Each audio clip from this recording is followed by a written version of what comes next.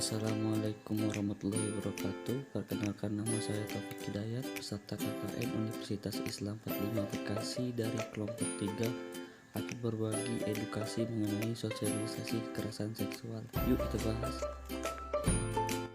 Apa yang harus dilakukan jika mengalami kekerasan seksual? Menurut PBB, kekerasan seksual adalah bentuk kekerasan berbasis gender dan mencakup serangan seksual dalam bentuk apapun.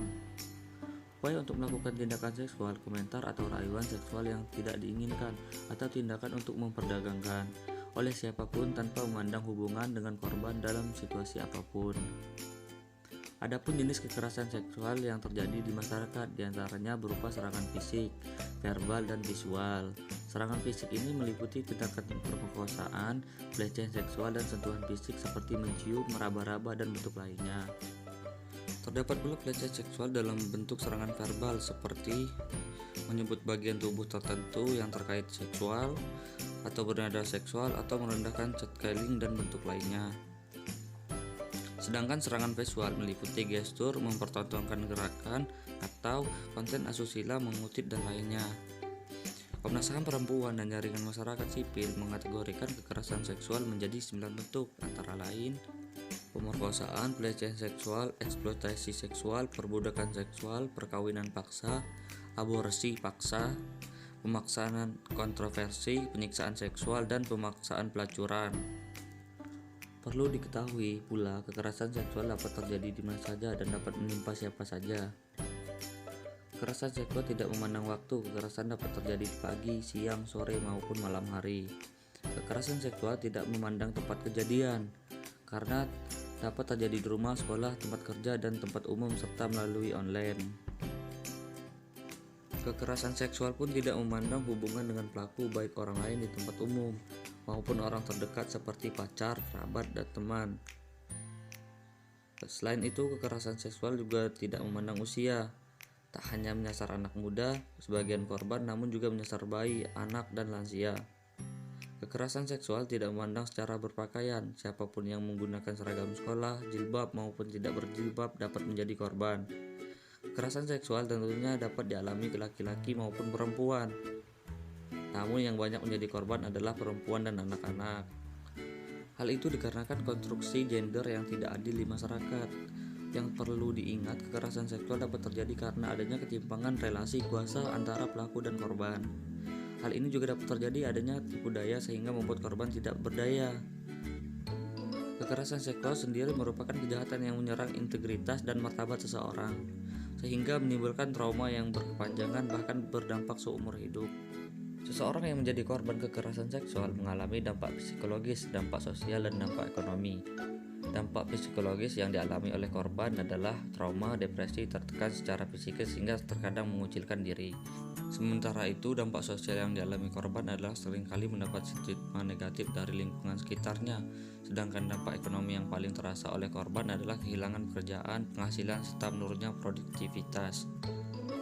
Apa ganjaran yang akan diterima oleh pelaku kekerasan seksual? Berikut ini hukuman yang akan menjerat pelaku kekerasan seksual.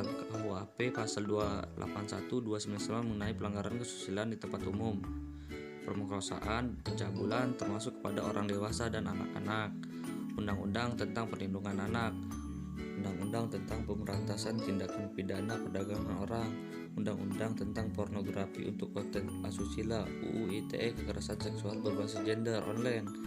Setelah pelaku mendapatkan hukuman setimpal, korban kekerasan seksual berhak mendapatkan hak atas kebenaran dan keadilan, hak atas perlindungan, dan hak pemulihan, seperti termuat dalam UUD 1945, UU Perlindungan Saksi dan Korban, dan undang-undang lainnya. Perlindungan terhadap korban kekerasan seksual sendiri diatur dalam Pasal 28 Ayat 1 Undang-Undang 1945. Perlindungan terhadap korban pula terdapat di UU Nomor 13 Tahun 2006 Lembaga Perlindungan Saksi dan Korban Pasal 5 dan 6.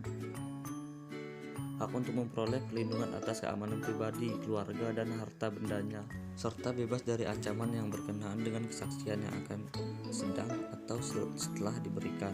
Hak untuk mendapat informasi untuk mengenai perkembangan kasus, bebas dari pertanyaan yang menjerat dan memberikan keterangan tanpa tekanan. Hak atas penerjemahan yang dirahasiakan identitasnya, mendapatkan identitas baru, mendapatkan pendampingan dan nasihat hukum, hak atas bantuan medis dan pemulihan. Apa yang harus dilakukan jika Anda atau teman sekitar Anda mengalami kekerasan seksual? Berikut ini petunjuk dan langkah-langkah yang bisa diikuti. Utamakan keselamatan korban, carilah tempat yang aman dan nyaman bagi korban. Bila dalam kondisi kesehatan yang buruk, luka-luka dan lainnya, bawalah ke klinik. Jika klinik dilakukan sebelum laporan polisi, mintalah rekam medik yang akan berguna apabila kasus akan dilaporkan. Setelah langkah tersebut dilakukan, Anda dapat mengikuti petunjuk selanjutnya seperti mencari bantuan psikolog untuk memulihkan psikis, konsultasi kepada lembaga bantuan hukum atau lembaga layanan lain yang Anda percayai. Apabila ingin melaporkan kekerasan seksual ke polisi, tetap tangguh, jangan merasa rendah diri dan selalu hargai diri sendiri. Yang terakhir, ini penting dan patut untuk diperhatikan. Diskusi dengan orang tuanya apabila anak yang terjadi korban, atau jika tidak memungkinkan, Anda dapat langsung melapor ke polisi. Menjaga kerahasiaan korban dengan tidak menyebarkan info, nama, foto, dan lainnya mengenai korban tanpa seizin korban. Kuatkan dan berdayakan korban, di mana mencari bantuan hukum. Untuk mencari bantuan hukum, Anda dapat berkonsultasi langsung maupun secara online dengan LPH Apik melalui email pengaduan LPH Apik, atau dapat menghubungi hotline LPH Apik Jakarta dengan nomor yang tertera. Selain LPH Apik, Anda juga dapat menghubungi Yayasan Lembaga Bantuan Hukum Indonesia, Perhimpunan Bantuan Hukum Indonesia atau PPH.